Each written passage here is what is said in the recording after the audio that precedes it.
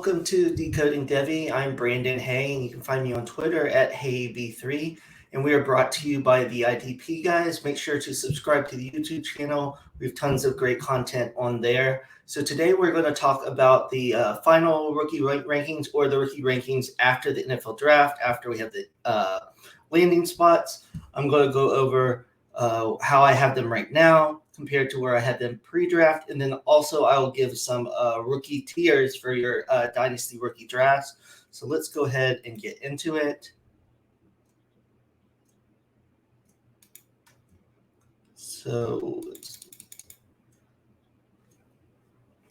So first we're going to talk about the quarterbacks. I was surprised that the quarterbacks got picked later. Kenny Pickett obviously was in the first round by the Steelers, which a lot of people thought that might happen. So he moves up from 3 to 1 for me. Second, even though he wasn't the second quarterback taken, Matt Corral to the Panthers. There's talks that he dropped in the draft, not because of his talent, but because of some of the off the field issues he might have had earlier in his career. But I think in Carolina, he'll get a chance this year, and I really believe in his talent that he could take over that starting job. Sam Darnold has shown that he's inconsistent, and with Matt Rule really on the hot seat trying to get into the playoffs, I think if Sam Darnold struggles, then Matt Corral will be put in there to see if he can have a spark and lead that team to the playoffs. And who knows, Matt Corral could even win that job. So in the Nets is Desmond Ridder with Atlanta Falcons. I was a little surprised he went so high, but he was number 5 on my list. He moves up to number 3 because he has he has the draft capital, and also they just have Marcus Mariota there, so he might even play this year, even though I think he needs time to develop. They definitely have a need for a quarterback, so he could see time, so that's why he's 3. And I just want to mention these are dynasty rankings, not necessarily how they'll do this year. Next is Malik Willis, which is the same exact spot. I think he did drop to the third round, which second or third round was where I thought he should have gone rather than the first round where some people were saying that he would go. I think the Titans actually was a good spot for him. So Ryan Tannehill will play this year. We'll see how he does. And then Malik Willis can continue to develop and then possibly take over next year or maybe even the year after, depending on what they decide to do with Ryan Tannehill. And he has, kind of leadership and toughness that I think Mike Vrabel will like for the Tennessee Titans. And I actually think that's a good spot for him. And then 5th was Sam Howell. Sam Howell was a big surprise for me, dropping all the way to the 5th round. I had him as my number 2 rated quarterback before the draft. He goes to the Washington Commanders, still not giving up on Sam Howell yet. If he's around in 4th round of rookie drafts, I usually try to pick him up, or even in the mid to late 3rd round, because Carson Wentz is there. But, we've seen Carson Wentz struggle, and we could easily see Sam Howell get a chance, maybe late this year or even next year if Carson Wentz proves not to be the guy. And then the last 2, Carson Strong and Bailey Zappi, same order. I have Carson Strong higher, even though he didn't, Bailey Zappi got drafted by the Patriots. That was a weird pick for me because, they already have Matt Jones. So I guess it's the normal Patriots way, getting a second quarterback to kind of develop. But I do think Carson Strong is better. And the Eagles kind of hedge their bets, I believe, on Jalen Hurts, kind of see what Carson Strong could do. See how Jalen Hurts does this year. Maybe they like Carson Strong, or they can draft, that quarterback next year. So those are the quarterbacks. Let's move on to the tight ends.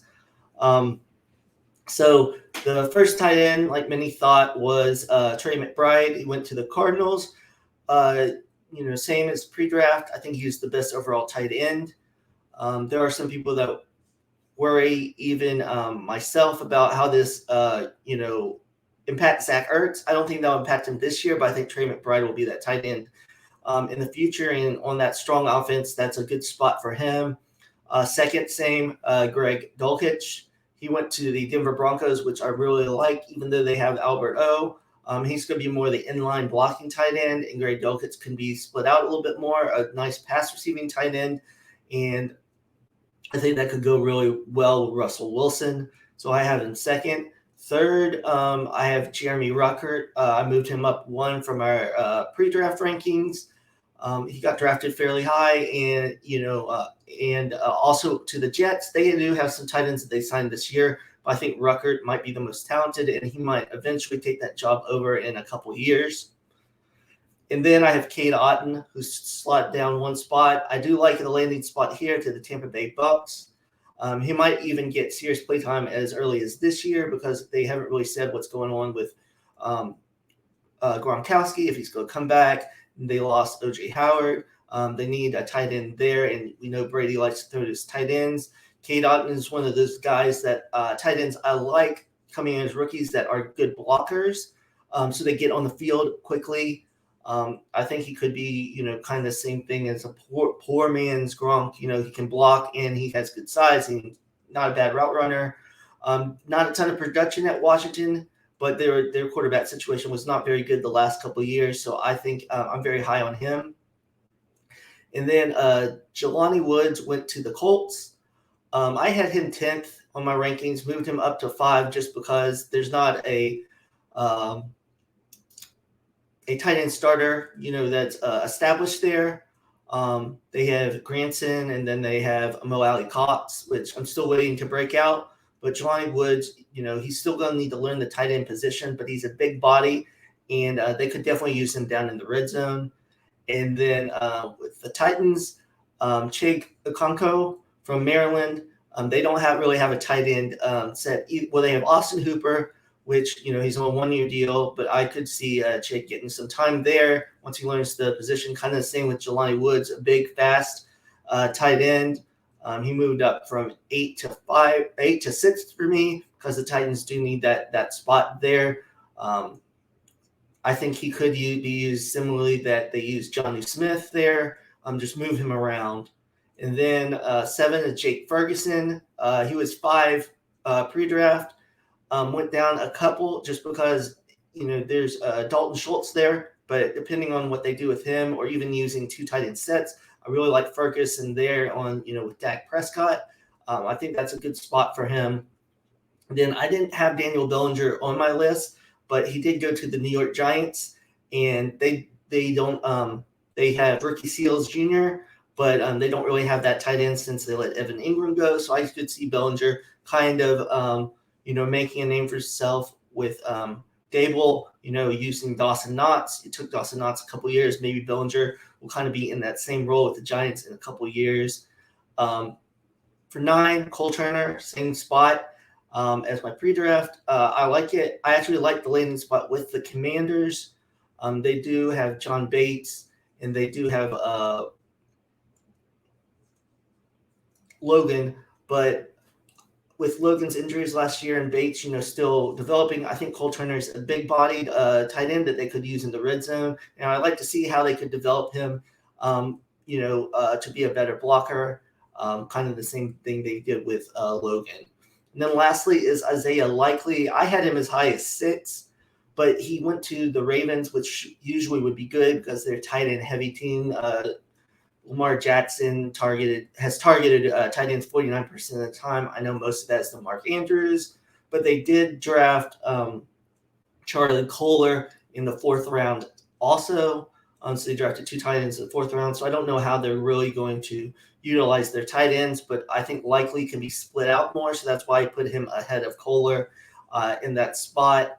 Right now, I don't really know if any of these tight ends will be really productive in their rookie year, but I would say Bride, Dulcich, and Ruckert and Otton are the 4 that I'm really looking forward to in the next couple of years. Obviously, not the tight ends that are going to have the big impact like Kyle Pitts, but there's still ones that I would say you could draft late in your rookie drafts. Okay, next with the running backs. A lot changed after the top 2 for me. The Breece Hall went to the New York Jets. Still number 1. He's my number 1 running back on this class by far. I think he's the most explosive, best out of the backfield. Then Kenneth Walker to the Seahawks. I was a little surprised by this, and some people are worried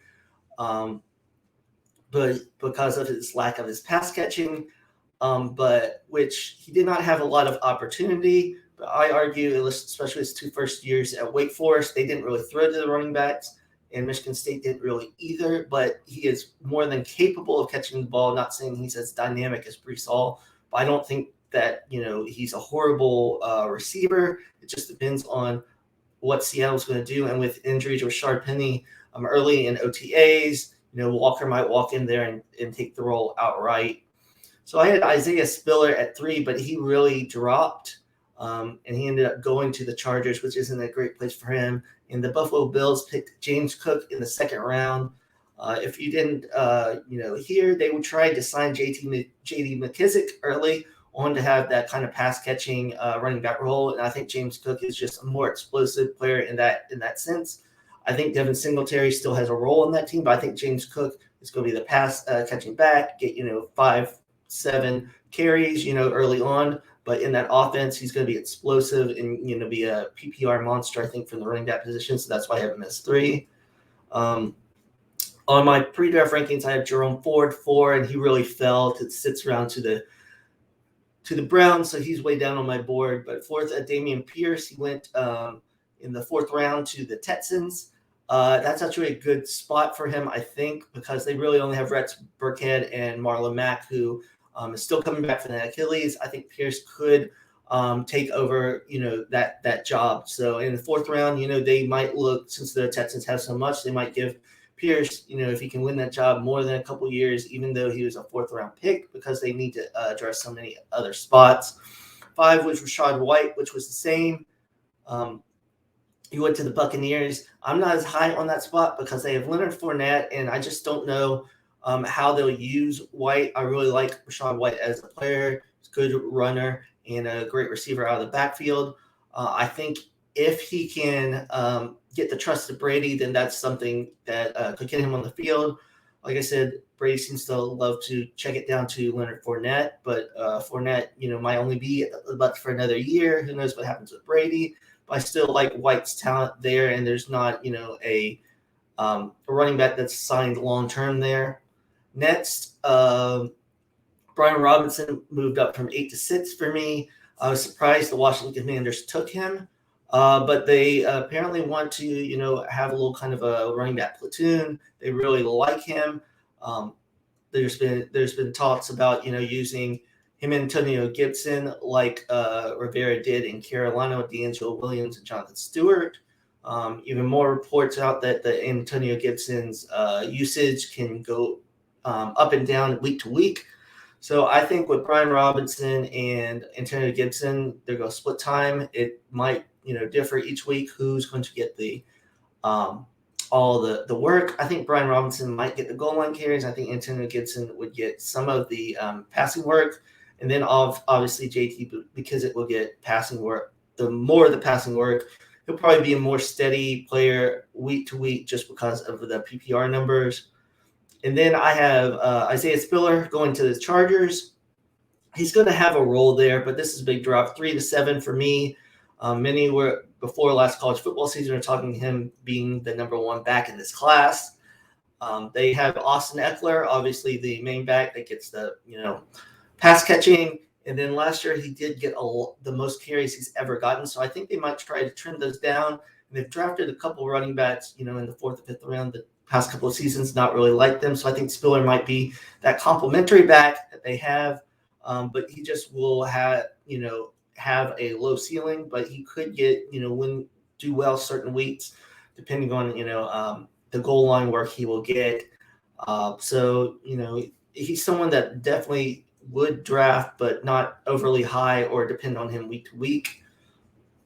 Then I went with Zamir White just because he got drafted so high by the Raiders.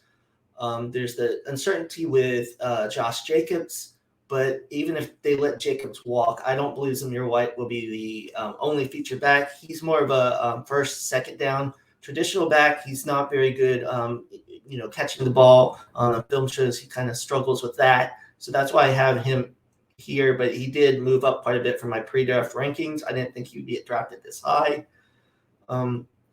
Next is Tyler Algier, 9 on both of them. A pretty good spot to the Falcons, but since he went later in the draft, he really needs to take over this role or be a consistent contributor this year, because if not, with the great running back class in 2023, they could easily move on to another running back since the draft capital is not too high. Then I was surprised that Hassan Haskins, not that he went to this team, but he went kind of high. He wasn't even my top 15. But I think he really fits well with what the Titans want to do. He's a physical back, and he's a hard worker. He's pretty good in pass protection. He can catch the ball out of the backfield. So, and with Derrick Henry's injuries last year, I think they wanted to make sure they got a back that could do the same type of things. And I think Vrabel is really going to like his toughness. So that's a good spot for him. I don't think he'll ever be a feature back, but he could be one of those backs you could plug in if you have Henry or if you need someone in a bye week. Then Chandler moved down a spot for me. I really like him, but he went to the Vikings, and most would think it's not great with Dalvin Cook. But Dalvin Cook, always has the injuries, and Andrew Madison is on his last year of his deal. So after this year, Chandler can jump into that second spot, and then who knows, they might move on from Cook, and with Chandler's speed and everything, I think that fits well there. And then 12 is Kyron Williams. He dropped down about 5 for me, went to the Rams, so it looks like Cam Akers. I don't know what they're going to do with Henderson, but Kyron Williams could fit that third down back, receiving back, good in pass protection. That Rams offense is obviously very good. Possible flex considerations on good matchups. And then I have Jerome Ford as drops all the way from 4 to 13. I was really high on him before the draft, but obviously NFL was not. I think he does a lot of things well, but maybe he doesn't excel in any particular one quality. But I don't think that's a bad spot for him with the Browns, even though they have Nick Chubb, they have Dearness Johnson and Kareem Hunt.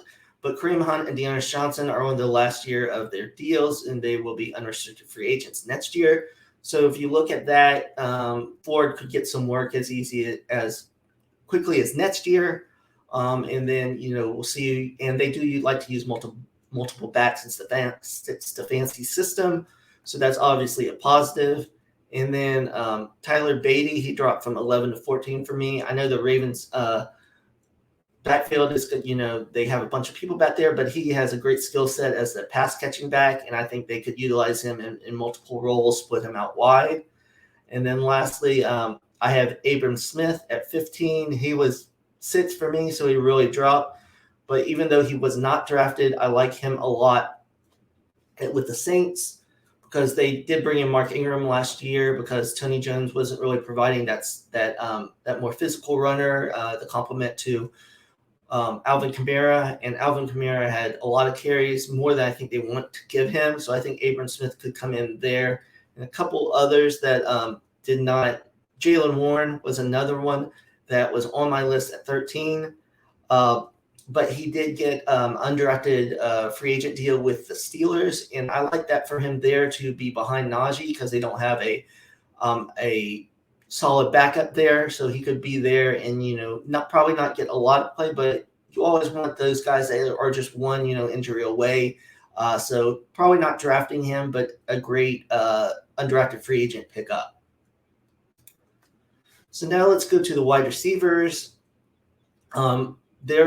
The top 3 stayed the same: Garrett Wilson, Treylon Burks, and Jameson Williams. I will say that I thought the fit would have been better if Garrett Wilson went to the Falcons first. He could, because they have Kyle Pitts, the bigger receiver, then they'd have Wilson, smaller, route runner, speedy route runner, kind of fill in for Calvin Ridley. And then for the Jets, they picked Garrett Wilson, but since they have Elijah Moore, I thought it would have been better if they got Drake London, but obviously they didn't get that choice. But yeah, I still think Garrett Wilson is going to do well in New York. He'll be the number 1 wide receiver. Still waiting to see how him and Elijah Moore kind of are going to be utilized. Then Treylon Burks, still 2, went to the Tennessee Titans in that A.J. Brown deal. He's going to get targets quickly. We'll see how he develops as a receiver. Jameson Williams was 3, stayed the same, goes to the Lions. The rookie year will kind of be up and down from his injury, and just a little worried about Jared Goff throwing the ball consistently deep, because that's what Jameson Williams will really be doing a lot. But, the Lions could get another quarterback that could make those throws longer. So that really doesn't affect me. This is where it really changed for me. I had Drake London sits beforehand. I've made pretty clear I'm not as huge on Drake London. I think he can be a very good player. I just don't see him necessarily being a wide receiver one. But in this situation with the Falcons, with Marcus Mariota and then Desmond Ridder, they aren't necessarily quarterbacks that try to throw the ball deep all the time. They take shorter to intermediate passes, and they're going to try to just get the ball out to them quickly. And I think that's what he does best. He does in the short and intermediate routes in a part of the field. I think he's very good. It's just when he needs to get to top speed down the field, that's where I worried about separation. But if there's not that much of that, I think he can do very well. So that's why I moved him up to 4. And then Olave to the Saints is at 5, moved down a spot. I really was saying the Saints were a spot I really liked beforehand. They have brought in a couple players that, and it looks like Michael Thomas will be back. And then they brought in Jarvis Landry, and they're talking to Antonio Brown. So I don't love that, but that's on the short term. I still think Chris Olave is a great talent and can do very well there, and they traded up for him, so they know they like them. And then Jahan Dotson, he moves down the spot since I moved Drake London up. I love the draft capital. He got drafted way higher than I expected with the Commanders. I like him on the other side of Terry McLaurin. I think he's going to be good in, them trying to just get the ball out quick from Wentz. He's great, and get separation and route running, and, complements, Terry, who kind of goes down the field, more of a possession. I think Dotson can, work the underneath, kind of what they wanted Curtis Samuel to do, but he didn't really provide all of that last year. And now I had George Pickens 7th, and I moved Sky Moore up because he went to the Chiefs. I know a lot of people have been really pumping Sky Moore up because he's paired with Mahomes. I don't think right away he's going to go into, that number 1 role. So I think they're overrating that. I think Sky Moore is very good. And in a couple years, he could take over that role. But early on, just need to be patient because they have Juju Smith-Schuster. They obviously have Travis Kelce. And they brought in, a couple other players. And so I don't think he's going to take over the Tyreek Hill role, but he'll definitely be used in that offense. And then with Nets, I got George Pickens at 8. No question about his ability. It's just kind of, all mental and, attitude. And I think the Steelers are a good place to kind of work with that. I do wonder because, how quickly he can move up on that depth chart. And we've seen with Claypool some immaturity issues. It'll be interesting to see how those two kind of work with each other, make sure they, kind of both mature. And then 9th is David Bell, the same, but I wasn't as huge on him, but he got drafted by he did get drafted in the 3rd round by the Cleveland Browns, and they need receivers. And in a recent interview, Kevin Stefanski was just talking about how much he loved David Bell and how much he was one of the players he really wanted. So I think, he could definitely be a good player for them. Obviously, Amari Cooper's their number 1. I don't think David Bell has a high ceiling, but I think he could be a steady, wide receiver 2 back end, maybe to mid wide receiver 2 some years. And then 10 for me is Christian Watson. I'm not as big on Watson because I think he is still very raw on his ability, on his route running and, competition level. I don't necessarily know how, if he's going to come off the ground running with the Packers, because we know Aaron Rodgers really needs that timing. And when receivers don't really do that, he gets upset and they don't play as much. So it'll be interesting how quickly he can figure out the system and his route running and everything. Wandale, I did not think he would stay at 8. I just graded him that way. I just really loved his game. But he did get drafted by the Giants in the 2nd round, which was a little surprising. I think with Dable, he'll find ways to get him the ball. I mean, they're lacking playmakers, so I think he could be Very good with them. You're definitely in PPR. And then John Mechie, same place at 12 with the Texans. I like that spot for him. I think they are building a pretty good wide receiver core for Davis Mills or whoever the next quarterback is with Brandon Cooks, Nico Collins, and John Mechie. John Mechie could probably go in the slot some. And I really like him. I think he might have been a first rounder if he didn't get injured. Tyquan Thornton actually went up a spot. I had been talking about Tyquan Thornton before the draft. I really liked him. I liked his speed. He's more physical than people give him credit for. He has great hands. He needs to work on some technique, a little bit more route running. I was surprised the Patriots took him that high. I think he did go too high in the second round with the Patriots, but I think he could provide a lot for that offense. So they just got Devontae Parker, who's going to be the more the possession short guy, and I think Thornton could go deep. They were really missing that, and Kendrick Bourne did some of that last year, so I think Thornton could do the same. Might take him a year or two, but I've been trying to get him into the third, early fourth in rookie drafts. 14th is Romeo Doubs. He went to the Packers. I actually think he's a sleeper to actually outperform Christian Watson because he had over 8 touchdowns with 20 plus yards last season. He's more polished player, has good speed. So I think him and Watson will both be involved, but I could very much see Doubs, having the better season this year. And lastly, Jalen Tolbert. I think that's a great spot with the Cowboys. They already got CeeDee Lamb, and when Gallup comes back, but Tolbert could kind of bridge that gap, and once Gallup comes, be the third receiver. I like that spot for him. Okay, so those are the wide receivers. Let's now go to the tier breaks I have. First tier, some of these wide receivers, most of at least the first tier is the order that I would put them in. There's 2 running backs, Breece Hall and Kenneth Walker. 7 receivers in my tier 1, and then Kenny Pickett because he did go to the Steelers in the first round, and he should be the quarterback there for a while. Even though there might be a ceiling on him, you can't especially in Superflex, you got to take those quarterbacks. So I just went through this. Breece Hall's number 1. Kenneth Walker is down after 5 of the receivers, and then I have Dotson over Sky Moore. I think there's a pretty big break, between tier 1 and tier 2. So if you're not in this top 10, I would possibly try to move up to within the top 10.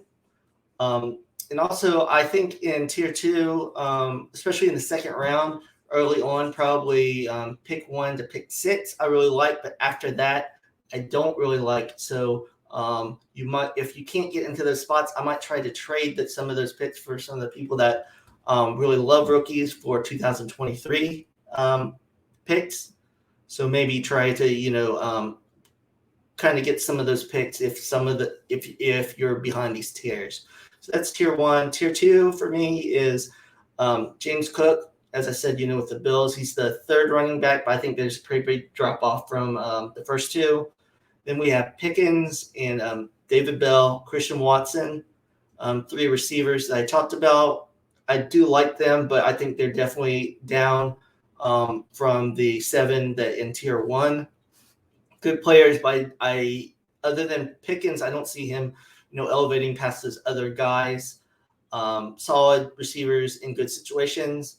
Then I still have Matt Corral in tier 2 because I really like him, and like I said, I think he can play for Carolina right away, and there's weapons for him there. And Dameon Pierce, because of the possibility of him playing, in that backfield, there's not much in front of him. Trey McBride, the only tight end I have there.